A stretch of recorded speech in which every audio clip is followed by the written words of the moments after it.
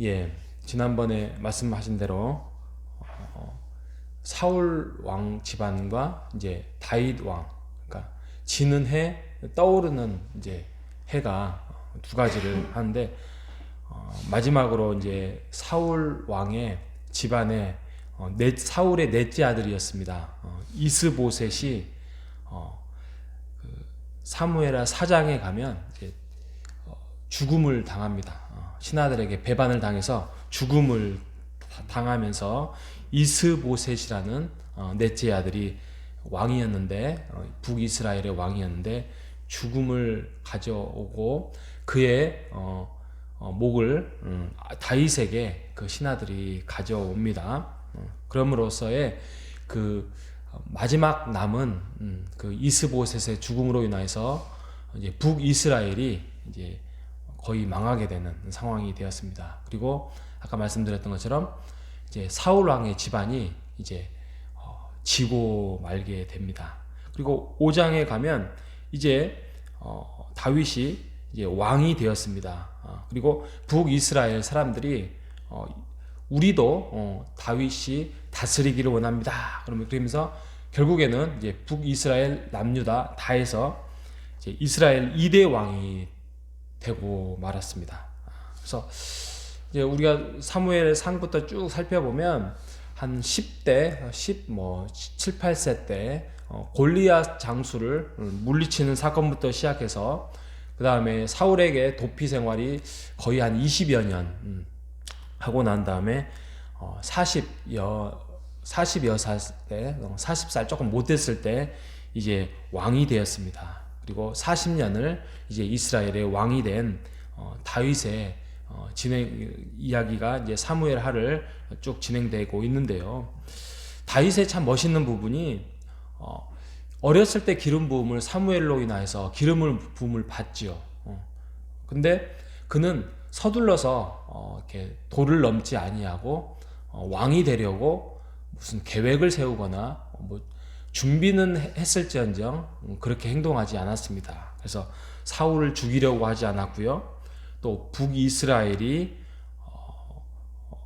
멸망하기를 바라거나 그러지 않고 때를 기다렸습니다. 그리고 많은 사람들을 선대했고요. 또 다윗은 하나님의 때를 기다리는 그 순종함을 보였던 사람이었습니다. 결국에는 이제 이스라엘이 통일이 되고 이제 다윗이 왕이 되자 6장에 가면 먼저 행했던 게 법궤를 옮깁니다. 그래서 먼저는 그 예루살렘 성을 정복하면서 그 땅을 차지하고 또 블레셋을 완전히 이제 물리치는 사건 후에 하나님과의 관계, 하나님의 어떤 임재를 상징하는 그런 법궤를 이제 다윗성인 이 예루살렘 성으로 가져오게 되었습니다. 그는 그 하나님의 임재를 상징하는 법궤를 가져오면서 너무나도 기뻐하고 너무나도 즐거워하고 그래서 막 춤을 추고 자신이 왕이 된 것보다도 법궤가 하나님이 드디어 지금 우리 곳에 찾아온다라는 그걸 먼저 생각하는 아주 멋있는 순수했던 왕입니다. 그래서 7장이 이제 하이라이트인데 여기에서 이제 보통 이제 다윗 언약이라는 표현을 하는데 왕궁에 거하는 자신의 모습을 보고 그 법궤가 초라한 곳에 있는 거예요. 그래서 안 되겠다. 하나님이 임재를 상징하는 아주 멋있는 성전을 지어야 되겠다. 그러면서 나단 선지자에게 묻습니다. 그런데 하나님이 허락치 아니하죠. 그래서 오늘 읽었던 말씀대로 내가 너희에게 백향목의 집을 건축하라고 내가 했냐? 내가 지금까지 그 광활한 광야에서 법궤가 옮겨 다니면서 모세 때 그럼에도 불구하고 내가 있는 그 하나님의 임재의 상징이 이 법궤가 너무 초라한 곳에 있다. 그래서 좀 화려하게 지어라라고 한 적이 있었느냐? 그런 적 없다. 내가 대신 너의 집안을 지어줄 거다. 그러면서 다윗 언약을 맺습니다. 이 다윗 언약이 이제 아담에서부터 시작된 그 언약에 어떻게 보면 거의 그 꼭지점을 찍는 아주 멋있는 언약이 돼요. 이게 나중에 가면 또 예레미야 때 맺은 새 언약이 나옵니다. 거기에서 더 상승되는 멋있는 언약이 나오는데, 아무튼 다윗 언약이 그 하나님과 다윗과의 맺는 언약 중에 가장 멋있는 언약 중에 하나로 우리가 볼 수 있는데, 이거에 대한 구체적인 것은 제가 주일 설교 때 한번 또 말씀을 드리겠지만, 우리가 오늘 4장부터 7장까지의 이렇게 말씀을 살펴보면서 다시 한번 정리해 보겠습니다. 하나님을 존중히 여기는 사람, 하나님을 존중히 여기는 집안은 가만히 있어도 하나님께서 복을 내려주십니다. 하나님께서 은혜를 베풀어 주십니다.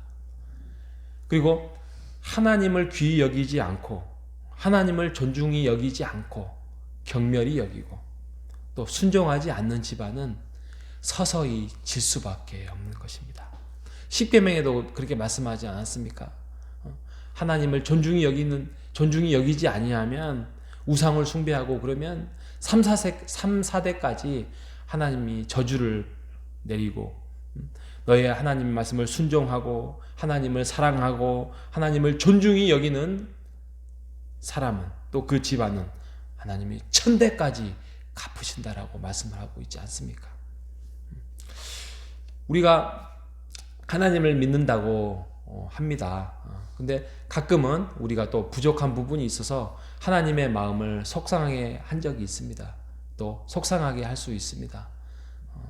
그게 성경에 보면 그것조차도 우리가 하나님 앞에 돌아오고 또 더 순종하고 또 하나님을 사랑하면 그게 죄 속에서 은혜라고 합니다. 우리가 하나님을 얼마나 사랑하고 존중하고 또 하나님을 존경히 여기야 되는지, 우리가 오늘 이 다윗의 집안을 보고 또 다윗의 삶을 보고 우리가 다시 한번 깊이 묵상해 보는 여러분 되시기를 바랍니다. 하나님을 얼마나 사랑함. 아까도 그랬잖아요. 언약궤가 들어오는 거에서 막 자신의 바지가 내려간지도 모르고 막 춤을 추는 그런 모습을 보고, 다윗의 그런 순수한 그 하나님의 사랑, 하나님의 열심, 하나님에 대한 그 열정 속에서 우리가 하나님을 사랑하는 우리 모두가 되시기를 바랍니다. 우리의 그 신앙으로 인하여서 우리의 집안이 일어나고, 우리의 자녀들이 비록 우리보다도 신앙의 열정이 약한다 할지라도 우리로 인하여서 우리의 집안이 세워질 것입니다. 1000대까지 복을 받을 것입니다. 우리가 하나님의 그 다윗 언약처럼 하나님과 우리의 보이지 않는 우리 집안의 언약을 맺어가는 우리 모두가 되시기를 바랍니다. 하나님께서 약속을 주실 것입니다. 1000대까지 복을 주실 것이다. 너의 집안을 세워주실 것이다 라고 하나님께서 약속을 주실 것입니다. 지금 우리가 믿는 그 하나님, 우리가 믿는 그 믿음으로 우리가 순수하게 하나님의 그 언약을, 하나님의 임재를 우리가 세워나가는 우리 모두가 되시기를 바랍니다. 다른 것이 없어요. 다른 것이 없어요. 하나님을 사랑하면 돼요. 하나님의 말씀을 사랑하면 돼요. 하나님이 세워주신, 예수 그리스도로 인하여서 세워주신 교회를 세워나가려고 힘을 쓰면 됩니다. 그게 언약입니다. 하나님이 우리에게 주신 언약이 따로 있는 것이 아닙니다. 하나님을 사랑하고 교회를 사랑하는 우리 모두가 되시기를 바랍니다. 하나님께 순종하는 여러분 되시기를 바랍니다. 그러면 하나님께서 사울 집안이 아니라 다윗의 집안처럼 죄를 지어도 다시 돌이킬 수 있는, 회개할 수 있는 영을 주실 것이고, 하나님께서 바르게 우리를 이끌어 주실 것입니다. 하나님 안에서 하나님을 사랑하고 기뻐하고 하나님을 더 귀히 여기는 우리 모두가 되시기를 주님의 이름으로 축복합니다. 기도하겠습니다. 하나님 아버지, 우리가 먼저 하나님을 사랑하기를 원하는데 그러지 아니하고 하나님이 우리를 먼저 사랑하셨음을 우리가 깨닫고, 오늘도 그 하나님의 사랑 안에서 우리가 순종하며 하나님을 존중히 여기고 더욱더 순종의 길을 걸어가는 우리가 되게 하여 주시옵소서. 우리가 하나님의 자리를 넘보지 아니하고 언제나 우선순위를 하나님 앞에 내어드리는 우리의 인생의 삶이 될 수 있도록 인도하여 주옵소서. 살아계신 예수님의 이름으로 기도합니다. 아멘.